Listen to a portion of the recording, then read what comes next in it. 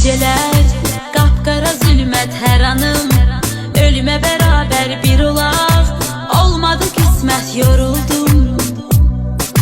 Geceler qapqara zülmət hər anım, ölümə bərabər bir olaq, olmadı qismət yoruldum. Değişip baxışın, gülüşün, üzünün rengi de değişip geriye, yoktu mu dönüşün, yoruldum. Değişip baxışın, gülüşün,